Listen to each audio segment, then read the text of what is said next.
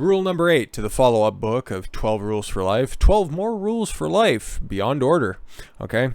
Try to make at least one room in your house as beautiful as possible. And that's going to be the topic of the day. And I found that to be extremely important because I spend a lot of time in this room here, editing stuff, writing the descriptions on it, creating the thumbnail, all the stuff that you guys don't see. This is obviously the most fun part where I can just freeball on different ideas, but there's a lot of time that goes into this, and if I didn't like the confines of the place that I was doing everything from, I would have stopped doing this a long time ago, but I'm too stubborn to do that, and I am too darn Irish at the end of the day, gosh darn it. And it all comes with, like it says here in this article, the power of the room. It sets the tone, okay? I've gone through a couple of different phases in this room here. It was once, not even that long ago, very, very cluttered with a bunch of stuff that just doesn't matter, okay? It's always been organized. It's always been neatly. There hasn't been anything really out of order, but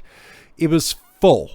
And just looking at it, it just didn't look right. So needed to fix it up, and it just feels a little bit larger. It's not the biggest room in the world, but it's mine.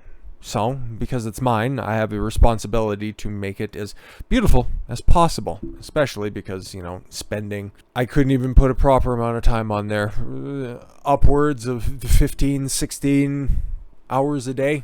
Yeah, I know, I do all of this stuff for you. But that's important. If you spend a large chunk of time in a singular room, you should probably make it someplace that you want to be, even if you didn't have to be there. So let's just see why that is the case.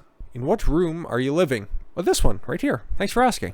What's the mental and emotional space you inhabit? Who do you share it with? Do you consciously choose your room, or do you just kind of drift into it within a room? There are people you spend time with regularly. No, I don't have friends. They've introduced you to many of the mindsets, ideas, and viewpoints that you now hold. Additionally, transforming influences came to you from feelings you viewed, such as TV or the internet. The internet. I hear that's what those kids are watching nowadays.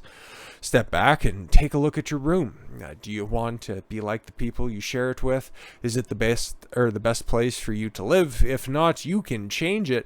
What? You can change your own room? I couldn't believe it myself when I read this. That's why I had to share it with everybody. We're transformed by our associations. Yes, you are the median. What's the old saying? You're the median of the 5 people that you spend the most time with.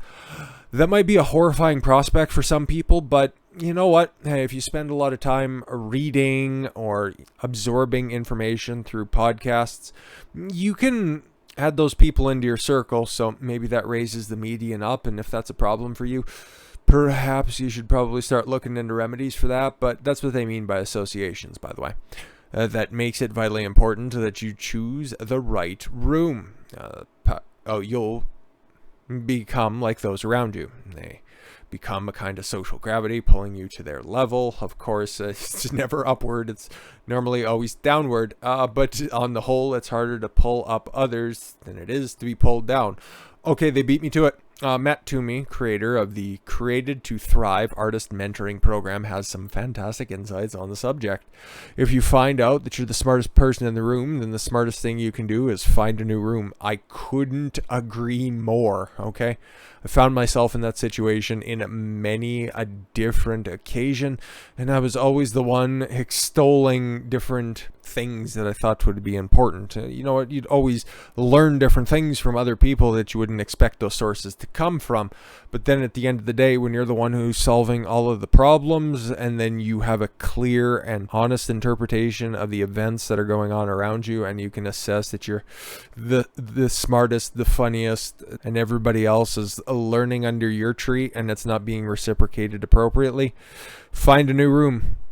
If you want to stay in the same room around the same people doing the same thing that you have always done, then you're going to get the same results, or maybe even worse. The law of diminishing returns. That's just fact.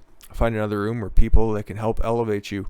What you see is possible. Spend your time around people who are further along than you, and you can be mentored and grow. Yeah, exactly. If you're willing to grow, if you're willing to learn, it's not being a burden to other people, okay? Don't take advantage of the situation. Reciprocate and kind as best you can. It's just you should always be aiming upward in what you want to do with your life. Always be forward thinking or aim forward. You have so much God-given potential that will blossom from being in a room that nurtures and challenges you, okay? What do you let in your room? Yes, be very wise about what you look at. To be a successful person, you must counter negativity around you with truth, positivity, and righteousness. That's if you want to go back to the companion piece to this, yesterday we talked about simplicity. Okay, and that involves also getting rid of the people who are not good for you, and some of those might be more difficult than others to get rid of. Often you must close the door when harmful things try to enter the space you inhabit. That could be many things. There's a power in seeing, for example. You have ever seen a pizza commercial on TV over and over, and then you just had to have pizza? Of course you have.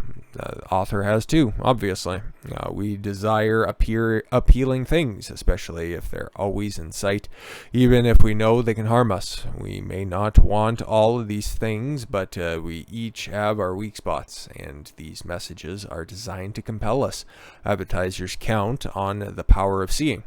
Our viewing habits, influence our thinking, political preferences, and even our cognitive abilities.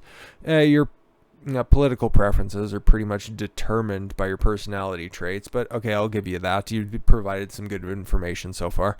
Our eyes are gates to our brains. Where we look is where we go. Practically speaking, you must sometimes close the door to your room. That's what you should be doing. You should be the gatekeeper of what goes into your mind, okay? If it's nothing of value, it should go in one ear and out the other, okay? You should always be working with concepts, with events, okay?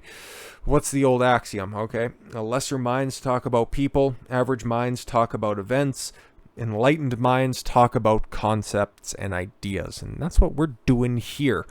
At least I hope so. At least I hope that's coming across. Never forget that your viewing habits greatly influence your thinking.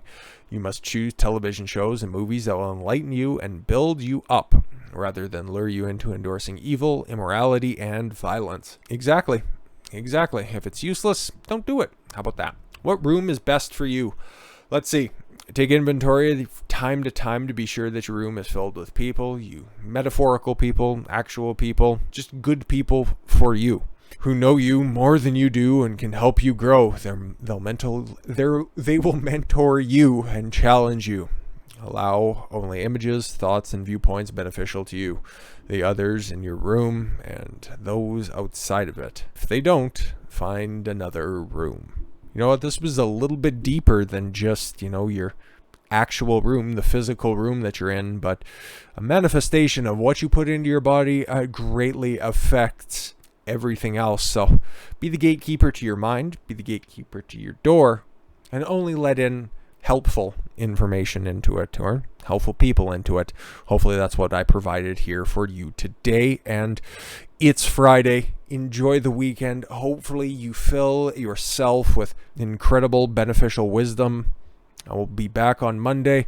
I'm not entirely sure if the main channel is going to be up in time or not, but I'm still going to be here, okay? I don't see anything on this channel getting struck. Hopefully not. Who knows what YouTube and their guidelines are all about, but I can't control that. All I can do is control the fact that I appreciate anybody who watches this video, anybody who's subscribed to the channel.